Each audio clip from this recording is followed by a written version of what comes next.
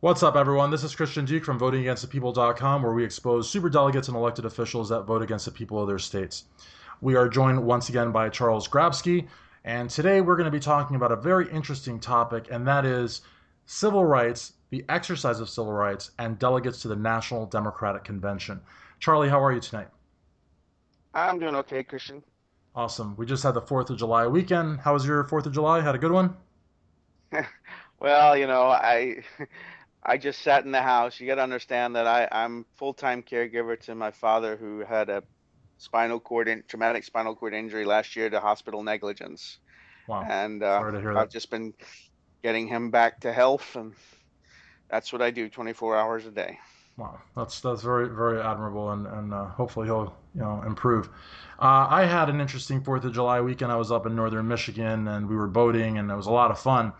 But before we went to northern Michigan, for the last couple weeks, I've been basically inundated by emails and phone calls, text messages from fellow delegates all around the country expressing to me very real fears of expressing themselves online out of fear of having their credentials stripped. There was a lot of rumors going around the People's Summit in Chicago, and people are just, for about a year, people were vocal, knocking on doors and phone banking and just being very informed and very, vocal supporters of Senator Sanders and the political revolution. After the DC primary, it's like it's just a complete blackout of the movement. And so a lot of these people were citing, DNC rules and state Democratic rules. And I was saying, well, did you actually get a communication from either organization? They would say no. I said, did you actually speak to anyone representing the state parties or the DNC? And they said no. So I took it upon myself. I called the Kentucky Democratic Party in Frankfort, and I was really happy by their response. They said that number one, they wanted delegates to speak freely online, that it was they actually used the word big tent. They said, we are one big tent with Bernie supporters and Hillary supporters, and the only way that we're going to actually have a good convention, a fruitful convention, is if we can talk, and we've got several weeks. And then I said, well, would you be okay with me making a video and relaying this to my delegation and other delegations? And they said absolutely, that their position was in line with that of the DNC. So I spoke with them on Friday, July 1st. I made a 1 minute video because I tend to talk a lot. So I made a 1 minute video, and I started blasting it, which is just code for putting it in a bunch of groups on Facebook and other social media. One group in particular was a progressive group, and I posted there on Saturday, July 2nd. And someone by the name of Keith Mundy very quickly commented, and it was a very bizarre comment, and I'm sure a lot of folks have seen it from my article, and we're going to be talking quite a bit about it, and I'm going to shut up right after I read it. Charlie, you're familiar with the comment, but this was what Mr. Keith Mundy stated. First comment out the door, never met him before, don't know him from a hole in the wall, and this is what he said to me on a public Facebook group, a progressive Facebook group no less. Mr. Mundy said, quote, I'm on the credentials committee. Even Bernie has to watch what he says, and so do you. So says I, Keith Mundy, 2016 Credentials Committee member, United States House of Representatives, 16th Congressional District candidate, end quote. So the guy actually signed off with "So says I." Now, Charlie, what is this quote, this public posted message to my video mean to you? Well, it's very disturbing and troubling. The individual, Mr. Mundy, clearly has no idea what the rules are, has no idea what the Credentials Committee does, um, and has a bit of a problem with power, I would say, given the wording, so says I. Um, but I want to step back just for a second because I'm going to go into Sure, detail about that. please do. The first thing I just want to say more generally is when we talked last in the latter part, the interview that we did, the part that you put online already, where we talked about how the party and the delegates and officials are going to try and do everything they can to prevent anything but a unanimous, we're all for Hillary, position and to stop any attempt to change the platform, to do any of that. They will, and they'll be ruthless about it. But the number one means that they employ to do that is, I mean, like I said, they'll make. I referred to the 68 convention, and I said how they were checking credentials every 5-10 minutes. That's different than having your credentials withdrawn. What they were doing there was they had a private security force, and anybody who was clearly anti-war was harassed and was constantly asked, provide your credentials. And what they were waiting for is someone to trip up and not have them on them at the time, and then they'd escort them off the floor, even though they were credentialed. Okay, that's one of the examples I used. But the biggest means, the most effective means, is not to silence you, but to have you silence yourself. So here's another example of one way that, one very well-known tactic.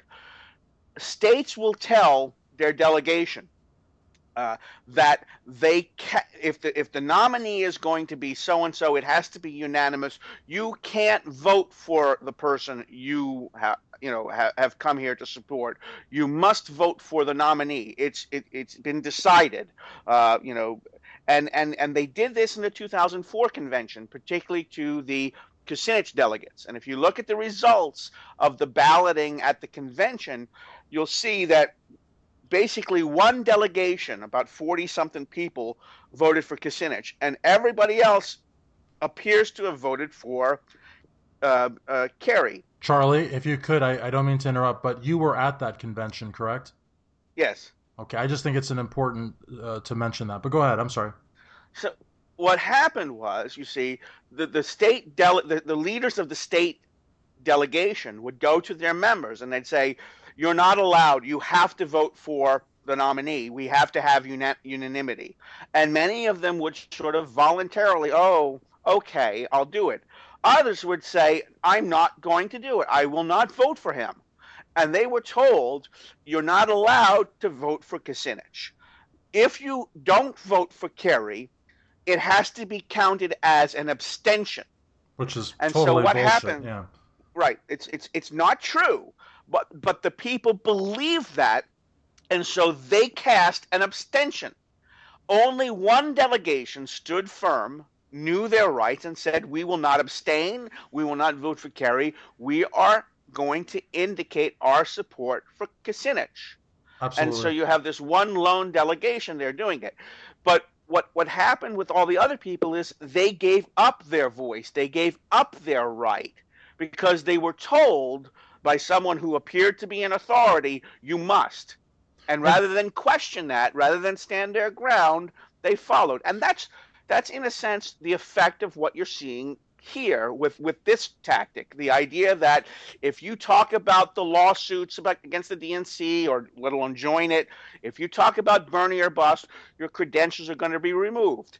There is no rule in the Democratic Party that says you cannot say Bernie or bust, you cannot discuss it, you cannot advocate it, you cannot say you're going to act on it, whatever Absolutely. that means. And I have to say something too. And again, I'm just so grateful to the Kentucky Democratic Party, and I don't want this to be like a love fest, but I really am, because on Friday, July 1st, I specifically asked them about the lawsuits, about Bernie or bust, about the emails. They said it's all open and free for discussion, even though we know it is. They wanted me to know that they were telling me that on record, and so much so on record that they were willing, they encouraged me to make a video and disseminate this information to my delegation and all the other delegations. So what Keith Mundy's talking about is completely bunk. Well, and of course, what he was responding to your video in which you were saying, I spoke to the party and they told me this is not true, and yet he comes on and says it is true. So says I, Keith Mundy, DNC Credentials Committee. But let's step back. Like I said, yeah, what that statement shows is that Keith Mundy doesn't know what the rules are, doesn't know what the Credentials Committee does. Now, look, here are the rules. Uh, to begin with, what he is saying to you is that you in Kentucky, because there's another part of that conversation where he says, "Look, Mr. Lawyer," he Right. refers you Yes. to Hmm. degrading, Very degrading. condescending Yep. manner, as if you don't really know what you're talking about. He does. Hmm. He's on the Credentials Committee, Mr. Lawyer. Right. So says I.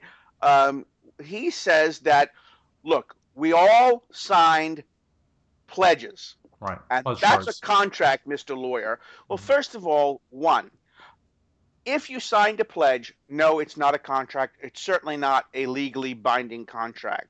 And that's you hear the Republicans talking about this in the Stop Trump movement. You even if you're pledged to support Bernie Sanders, you can vote any way you want when it comes to time to voting. You don't even have to do it. There's no binding way, and the Supreme Court has ruled about that. And there's no national party rule Let that me let binds me you.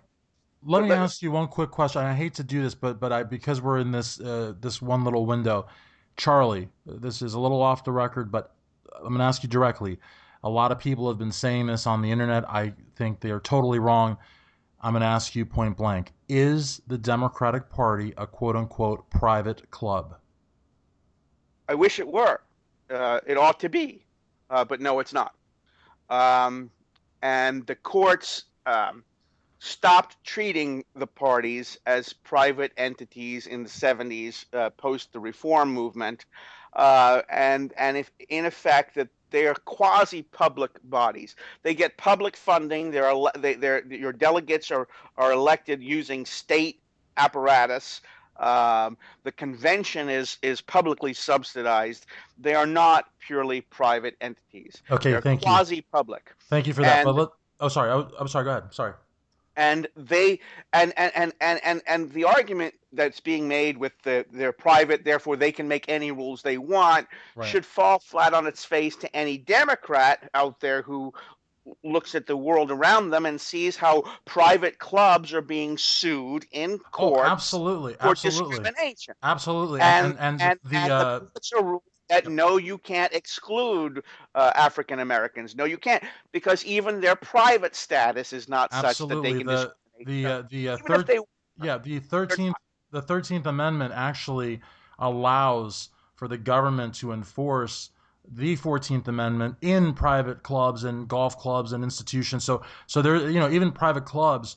The Constitution lives on, but these are quasi-public, which I thought was interesting. But let's continue with the pledge card. I didn't want to deviate too Just to much, but finish that, it's unfortunate the courts are very inconsistent on well, this. Sometimes they do one it, way, sometimes the other way, but no, they're not considered purely private. And yes, the courts do have jurisdiction over them, and they do enforce certain of the rules. and Now, I just wanted to get your 2 cents on that because a lot of people, people I've even spoken to on credentials committees, and I won't say in what states, they'll say, well, even if, you can talk about whatever you want, we can still deny you your credentials because this is a private organ, and it's not. So I just wanted to kind of get that. There's people, I think there's people willing to give up their civil rights just for, a can of Diet Coke. But we'll leave that for another day. Let's continue talking about pledge cards. okay, so this pledge card that he refers to um, is in the Ohio rules, the Ohio Democratic Party, the state party's rules for selecting delegates. It's referred to as pledge of support. Right. And what people fail to recognize here is that there are 50 state parties, and then there are a few others, territories and all that. Each has their own set of rules. It's a federalism concept, just like the states. And there's a supremacy Clause. concept where the Yeah. DNC's rules override conflicts, but each of the 50 states has their own set of rules. So his premise is that he signed a pledge of support, and therefore so did you. And of course you didn't, I didn't because because the Kentucky doesn't Kentucky allow them. rules have no such pledge of support entailed in the process. But why? Now, Yeah, go ahead. Sorry. let me just go through this for a second so Yep. I can, Of course. because this has to be, I'm people just need to excited. realize how wrong this man is in what Sure. he's saying, and how the lack of authority, even though he tries to command authority in his wording. So says I, member of the DNC Credentials Committee. He has no authority to say this. Right. Nobody has instructed him to say this from the DNC. No official of the Democratic Party has made any of these statements. The rules don't say it. Charlie, He's making it up because he's heard it and he thinks it, but it's not true. Let me go to this. Let me just say this really quickly. I know someone on the Credentials Committee. They are getting the unfinalized rules, the copy of the unfinalized rules, this coming Sunday. So he doesn't even have that. So he's just totally making it up as he goes along. Well, I was going to get to that in a second too, because I got to explain how what rules there are. I'm starting with the state rule. There are 50 plus individual state and territory and such and foreign Sure. Democrats abroad. There are 50 plus sets of rules that are not identical. Right, that's correct. They differ in several ways, and the Ohio rules that have this pledge of support don't apply to every state, although Mr. Mundy assumed they did. And his legal team. Now, let's stick off that for a second. Okay. Certainly wasn't the DNC legal team. It certainly wasn't the convention legal team, and it certainly wasn't the Credentials Committee legal team, which is the only legal team he should be having advising him if he's going to speak with the authority alleged of the Credentials Committee. In a public Facebook group, no less. This wasn't a private message. This was a group with 3,000 members, and he's spouting off this nonsense. But now, the pledge of support in the rules, it's nowhere defined in the Ohio rules, which is a problem. So it's vague, and therefore, if there were any issue about it, the courts would say it's just too vague. I mean, there's nothing we can do. But if you actually read the language when the pledge of support is referenced, it becomes clear what it is. And it certainly is not, you cannot say anything about anybody, and you certainly can't, you have to support the ultimate nominee. It doesn't say that. You're pledging to the voters, in a sense, that you are a candidate seeking to be a delegate for candidate X or candidate Y. Correct. That's all it is.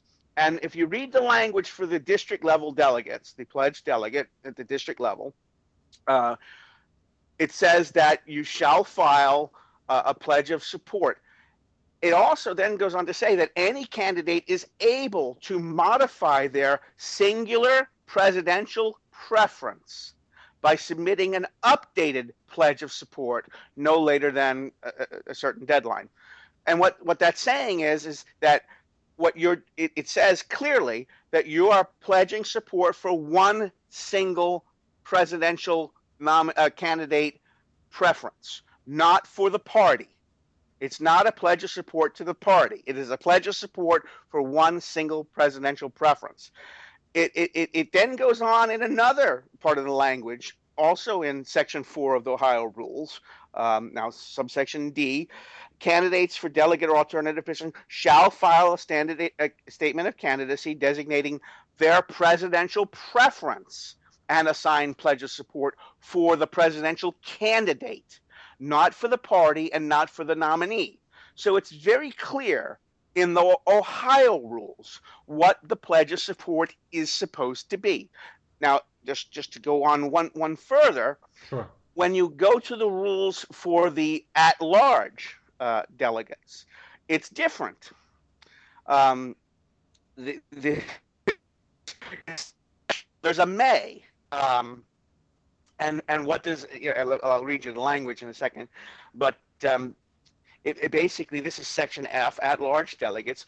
Persons desiring to seek at-large delegate or alternate positions may file a statement of candidacy designating their presidential preference and a signed pledge of support for the presidential candidates with the Ohio Democratic Party.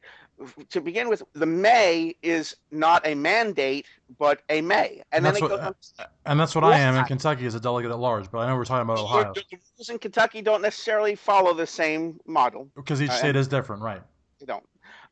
But it says the reason that you can choose voluntarily to do this, it says at the end of it, is this form shall allow persons to file for all types of delegates and alternatives at the same time. So you may, even though you're not required, you may also, in this category, sign this pledge of support, because then you're in the pool for all the others.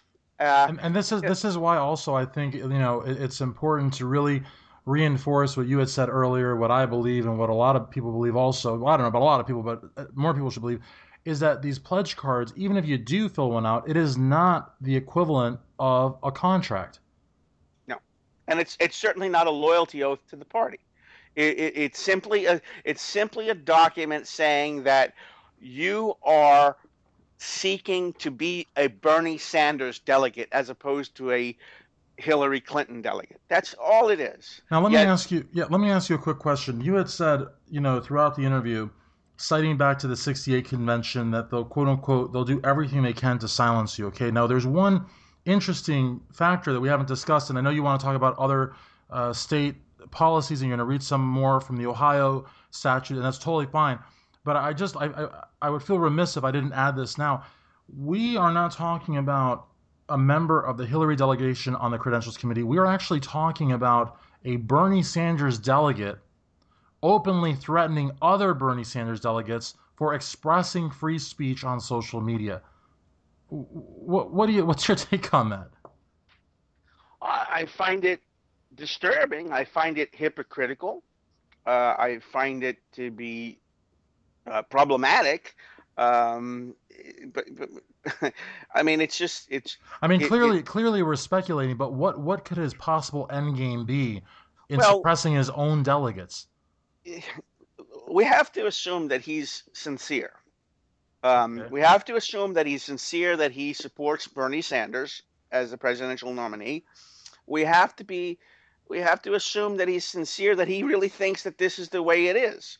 In fact, in response to something I asked him, what he responded back to me, why do you question my desire and my efforts to make sure all Ohio delegates get their credentials?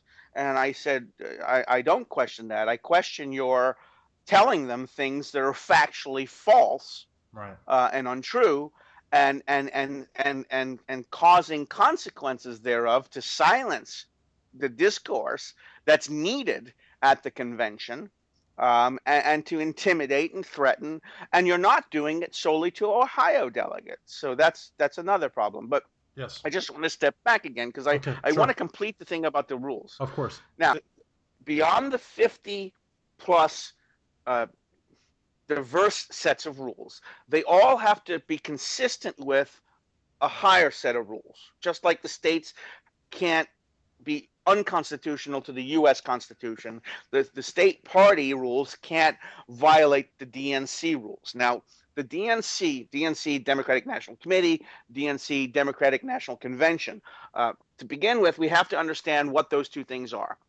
The Democratic National Convention is the sovereign body of the party. It's the ultimate authority. The DNC, Democratic National Committee, works for it. It's not over the convention. It works for the convention. Interesting. Its job is to do the day-to-day work between conventions for the party, and after the convention, and that's primarily to set up a convention every 4 years. And then after the convention, it has the additional role as the national party organization to be a principal element in the presidential race. Not before, only after. And that's something that was a problem this year with the extreme abuses of the charter by the Democratic National Committee to actually support one candidate during the primaries, which it's not supposed to do. But that was we've already talked about that at another stage. So what other rules are there? Now you mentioned this other rules in formulation, and that's important. The DNC has a charter and bylaws. The charter and bylaws do have rules that pertain to the convention, but they're very limited. The Democratic National Convention will also have a set of rules, but those rules don't exist They don't come into existence until the convention convenes later this month. At that time, the rules that are being formulated and drafted, and they're pretty much pro forma. Usually, they're the same that's been used time and time again. They get adopted by the convention at the convention. The only other set of rules that can exist at this time, and clearly these are not rules that Mr. Mundy is familiar with either, because they don't say this is at all either, are a small set of rules that are contained in what's called the call to convention. Correct. Now, somebody cited to you in the arguments that they were having as to why maybe we should all be quiet, maybe we shouldn't, test this. We should suppress our First Amendment, because then we don't want to lose our delegate status and not have the chance to have the courts act in enough time. We'll get into whether that's a wise or proper thing to do in a bit. But the rule that the individual cited to you, you have to read it carefully. It does not say, I mean, it does have all sorts of lofty language about faithful and true and things such as that. But the rule begins with very important language. It states that it is presumed, okay? It is presumed that the delegates to the Democratic National Convention are bona fide, certified, pursuant to the call, are bona fide Democrats who are faithful to the interests, welfare, and success of the Democratic Party, who subscribe to the substance and tenet principles of the Charter and bylaws of the Democratic Party of the United States, and who will participate in the convention in good faith. Okay? Two things. First of all of that language that comes after that sounds really, high-minded and all this, they will subscribe to, they it's a good faith. None of that can be interpreted to say you can't be a litigant in a lawsuit in which the Democratic National Committee is a party, and you can't talk about Bernie and bust. None of that, because you could easily argue that you're doing that in the best interest of the party, and that's just not enforceable as such. But the key word there, it is presumed. This is not a rule establishing a criteria that has to be met and therefore can be challenged. This is a rule that says you can't challenge the person based upon their loyalty or their faithfulness, because it's presumed in the rules that you are. And to reinforce that, at the end of that rule, it says, therefore, it's presumed that, therefore, no additional assurances shall be required of the delegates. So absolutely, and quickly, there's even a very basic concept in corporate law, derivative lawsuit, where shareholders actually sue the corporation in the best interest of the corporation. So, like you said, you could still be a bona fide member of the party looking out for the party's best interest, even if you sued the party. That's not something, I'm not advocating that or rejecting it, but the reason I mention that is because my end of it is just the mere discussion of it is completely fair game. But well, I mean, think about it this way: how many people sue the federal government or a state government or a local government for violation of their rights or such and such and such? Sure, and they're still good Americans, right? They're not traitors. Exactly. So I mean, they are suing to have the rules enforced. Charlie, but here, let me ask you something, because you just made an amazing example. We're talking here, on a Tuesday night, and we're basically talking about things that you and I both know pretty well. We think are pretty basic things. Why do you suppose people are just so willing to forfeit their civil rights up just to get the credentials at the convention, and then once they have them, they can get them back again? I mean, like, why are they so scared? Well, unfortunately, Americans are timid, and a lot of their timidness comes from not knowing. I mean, and do these people really fearing think that they're going to authority. leave 1,900 Bernie Sanders delegates outside of the convention because, oh, well, you mentioned Bernie your bus, and you're wearing a Bernie T-shirt in public, and I mean, we're talking about basically half of the entire convention center.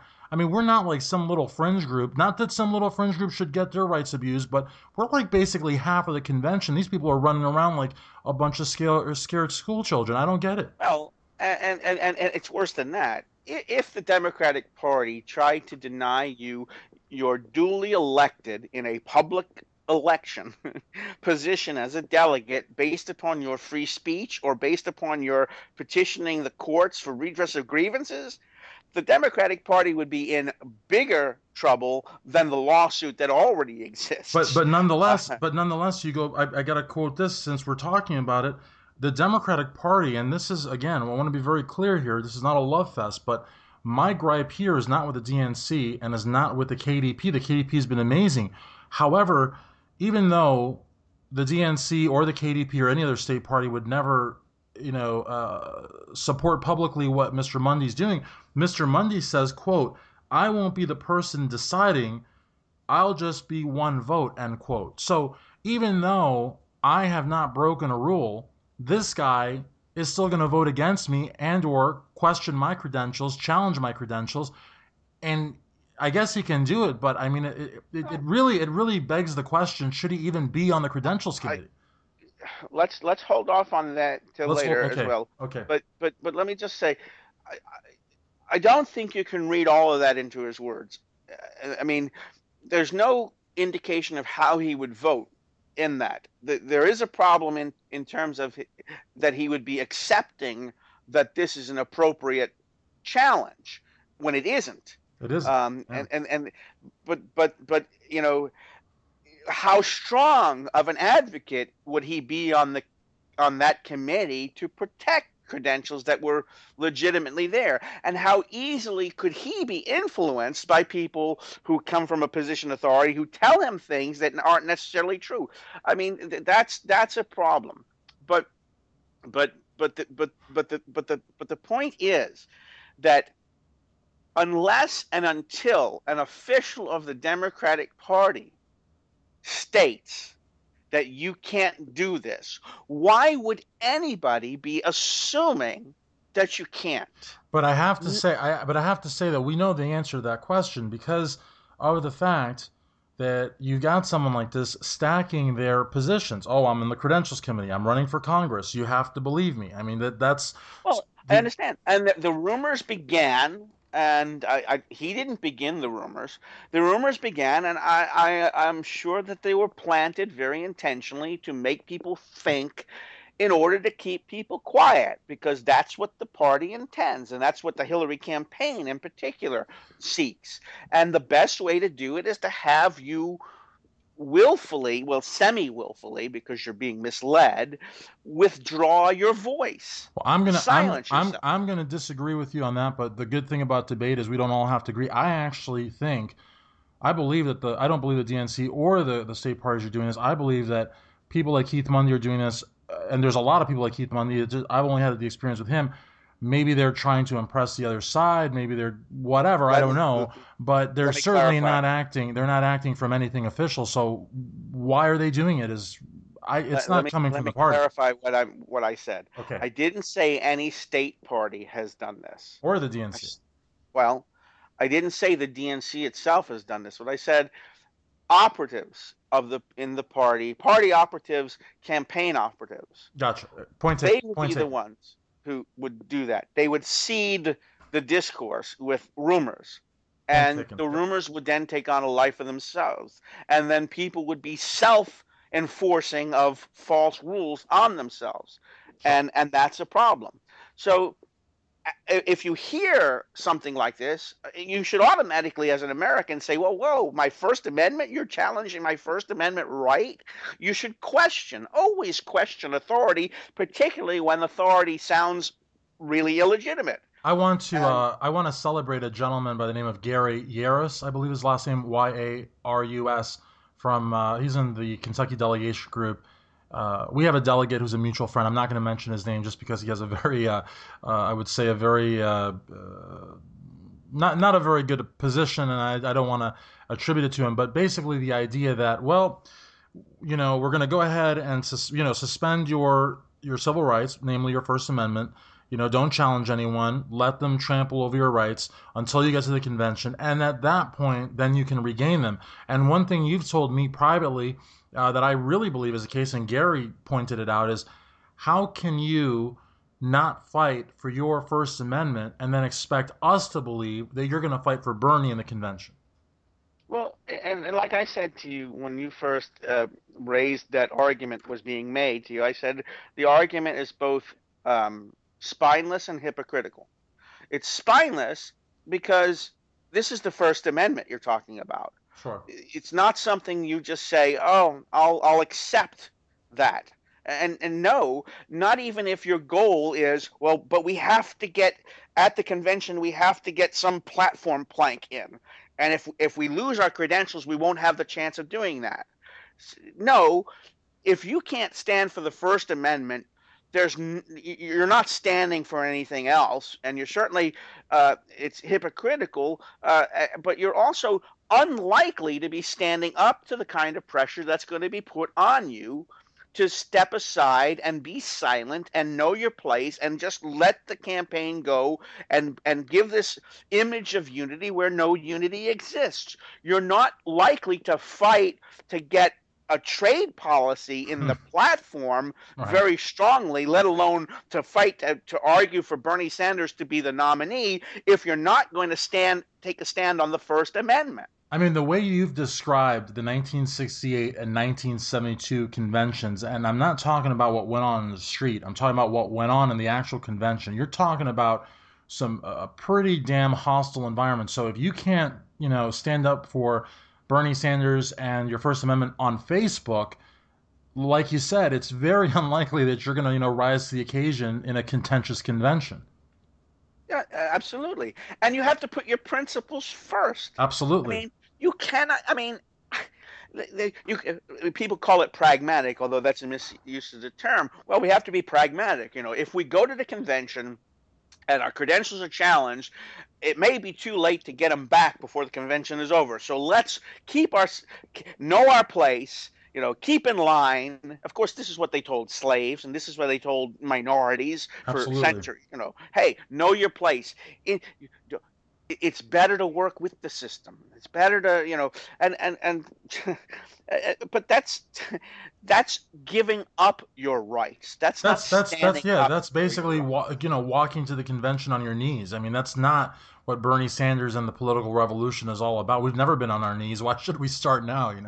Yeah, So I mean, I couldn't think of anything more hypocritical than to be saying we're for this movement that's that's built around the candidacy of Bernie Sanders. That was the catalyst, and we are going to change this country, but we are going to be silent until we're given, by the master certain credentials, and then to know our place. Um, that's hypocritical. And again, it's not likely to work. It's not very practical because if you are someone who's going to cave in on that, you are not likely to be standing your ground at the convention. absolutely. Now I've jumped in a few times here, and what I really want to for folks, especially delegates, and also people on the street, because people on the street are going to have their voice potentially suppressed as well, but especially delegates. I want you to be able to direct a message to them about what we're talking about, civil rights, particularly the First Amendment.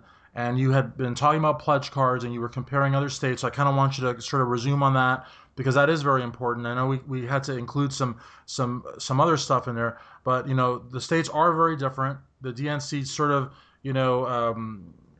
decides on any, I guess, overlap between the states. But is there anything more that you want to talk about? Pledge cards, declarations of candidacy, modifications, or any of that? Well, no, I would just emphasize that there is no loyalty requirement. There's no unity requirement. Um, you are a autonomous, independent delegate there to represent a cause.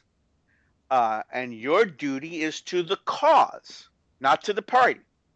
You're at, there to convince the party to recognize the validity of the cause. And the only way you can do that is to stand up, speak out, be heard, be firm, and argue your point.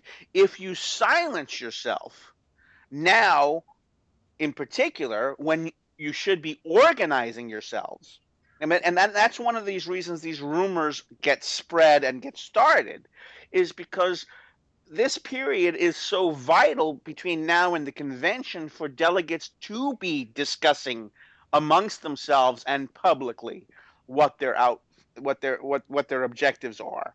This is the time to do it. If you wait till the convention to do it, it's chaos, and you'll be Absolutely. outnumbered, you'll be outgunned in terms of organized numbers. You might have almost the same number of people, but they're all going to be scattered going in different directions, not knowing what to do, where the other side is going to have an army. So you Absolutely. have to be organizing yourselves, talking to yourselves, reinforcing each other, and standing up for what you believe now and through the period till the convention and then at the convention. So it kind of sounds like delegates do in fact have their civil rights before the convention. They can speak freely without fear of having their credentials stripped. But Charlie, is there anything that a delegate can do prior to the convention that could legitimately see him or her lose their credentials? Yes, actually, there is. Pretty much, there's just one thing would preclude you, and it is in the rules, and that is you are not permitted to be a delegate to the Democratic Convention if you are also a participant, official participant, in another party's nominating process. Okay. Another party's nominating process. Now, the important thing to note there is that doesn't mean that you can't say, I support the other party's candidate if my choice doesn't win. You are not permitted to participate in another party's nominating process. That's it.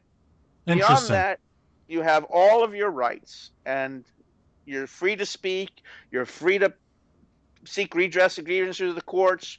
You're free to do all that, but That's you awesome. cannot So do two parties at once. that's awesome. So what you're saying here, I mean, it sounds like what you're saying, and I don't want to get it too excited prematurely, but it sounds like what you're saying is that a delegate can enjoy all the rights and freedoms of an American citizen. Absolutely. That's awesome. That's awesome news. And finally, the last question I want to ask you, of course, because we've mentioned him several times on this interview, is Keith Mundy. Again, I don't have any ill will against him personally. Of course, I am human, and when I was confronted and these things were said to me, and he called me Mr. Lawyer condescendingly. Of course, we all have a point where we get upset. But what's your take on him? His candidacy for Congress, him saying he doesn't want to be the rich guy.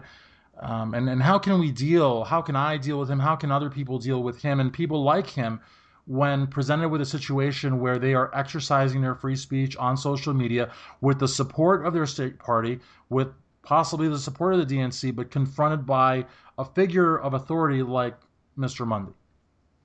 Well, again, I mean, I don't know what Mundy's thinking is. I can only go but what his public statements and actions are, and they're quite revealing. Again, it's clear that he doesn't understand the rules. It's also clear that he's willing to accept absolutely unacceptable rules as if they were there. Um, and that's not really a very strong uh, endorsement for playing a role on the credentials committee. I don't know how he got the position, um, but then again, and now this is not about Monday in particular, but this is in general. I mentioned to you that those people who have their eyes set on another prize, meaning he's running for Congress, they often have conflicting interests, particularly with the party. If they really want to rise in the party, um, they believe that they're going to have to be loyal to it, and they're going to have to impress the party faithful, and that's not the Bernie people. And so you have a question of conflicting loyalties here. Um, I mean, that's on its face in general, and he seems to fall into that category. And he has a real problem with power and authority. I mean, his wording is that of an autocrat, not a Democrat. So says And I. so says I. But if you read the rest of his Facebook page, you'll see one example is he has a really annoying Hillary troll that's been on there and saying all sorts of things about Bernie. And in his defense, he was advocating for Bernie. So I don't think he's insincere in that. I just think he has conflicting uh, uh, uh, Well, you had mentioned interests. something about a parking ticket too, I believe, right? Yeah, that's I'll explain that in a second. But this was what he said is what he eventually says to this woman who's this Hillary troll. He says, "Look, I'm the one working within the system. You're just a spectator." And again, when I put that together with the statements he made to you, this is a person who has an it inappropriately elevated sense of his own authority, and he this power has it he expresses power in a way that's similar to those who power has gone to their head, or presumed power, because actually he has no power. He really I mean, doesn't. he's one vote on a very large committee, um, that doesn't know the rules and doesn't really know how the process works. um, he he's inconsequential, but he doesn't think that way. And it's clear in his language to you that he thinks that, so says I, So member of the says I. Credentials Committee. I mean, And this, that's just inappropriate, and it questions his judgment. It questions his I motives. mean, It questions the appropriateness for him to be in that position. and I really want this podcast to serve as far as our references to Keith Mundy and people like Keith Mundy and people around Keith Mundy. It's all constructive, but it's also important because I believe there's a lot of preparation out there for delegates. I believe there's a lot of webinars, there's a lot of manuals, but there is not a Charles Grabsky in a classroom to prepare delegates. I encourage people, I know a lot of people listen to it on Facebook, to our convention podcast. There's another mini podcast coming out on delegates. There's another one coming out on super delegates, and there's another one coming out on primaries and caucuses. It's so important. Everybody that's listened to the original podcast has had nothing but raving comments about it because there is but one Charles Grabsky, and unfortunately, you will not have the preparation that he can give you. And I don't mean to talk to him like he's not in the room, but truly, he is a political activist like no other. So this podcast will prepare you unlike any other convention prep material that you will find. Uh, Thank you, I Of guess. course, no, but it's the truth. I mean, what you did for us in student government, was invaluable. And the fact that you were in Gainesville, a couple of the years lost you because you went to Alachua where you were doing a lot of good work. But while you were in Gainesville, your presence was incredibly valuable to the independent movement. So you're doing that now for delegates through these podcasts, and I really want them to get across to as many delegates as possible because there are so many.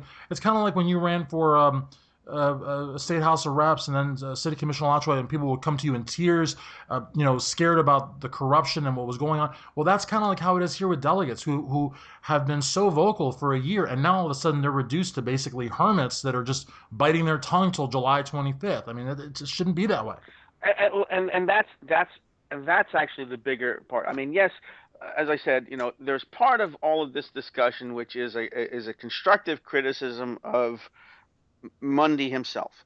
It's also a constructive criticism of all the other people who are spreading these rumors, not intending to do harm, but intending to do good, but unknowingly uh, undermining a lot of the potential of the movement.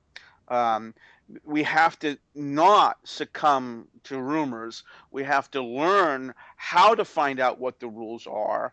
And if the rule isn't there to put an end to the rumor mongering, and if the rule is there and it is such like this, we have to stand up to fight it rather than to succumb to it. Because and this is actually the higher aspect of it, is that this is an incredibly serious issue, both for the movement that has come out of the Bernie Sanders campaign, and for what's going to happen at the convention, and for America itself, and why that movement is important to America. We have to be standing strong. We have to be standing vigilant for our rights, for the public good, for justice, and against corruption, not succumbing to it. And we have to do that between now and the convention, at the convention, and on into the future. And to suppress your First Amendment rights and to encourage others to sort of know their place, at least until the convention, does no good. It does an immense amount of harm. It will it will ensure that at the convention you will actually be able to do nothing of significance, contrary to the thinking. And it also means that in the long run, what will you actually be fighting for and achieving? If you can't stand up for one of the most sacred rights in this country, the First Amendment, then Absolutely. I don't, so this is a very serious matter, and it needs to be taken seriously. Absolutely. Well, we want to thank Charlie again, once again, for taking the time to do this podcast on civil rights and the role of delegates at the DNC convention prior to, during, and after. We're going to have another podcast that will be coming out closer to the convention on uh, Bernie Sanders' endorsement, what that would mean, how delegates should react, and what they should do. In August, we're going to have a podcast. So you mean his possible endorsement? His There's possible no. endorsement, exactly. And then in August, we're going to talk about the one of the podcasts we're going to do in August. Will deal with the 23rd district congressional election in South Florida between Tim Canova and Debbie Wasserman Schultz. So we have a lot of that coming up, and of course, as I said, we have the previous podcast clips on super delegates and the caucuses versus the primaries, what each entails, and why Charlie believes the caucus is actually the most democratic out of the two. So again, thank you very much to Charles Grabsky. This is Christian Duke, votingagainstpeople.com. This podcast will be available. Look forward to the future ones. Thank you.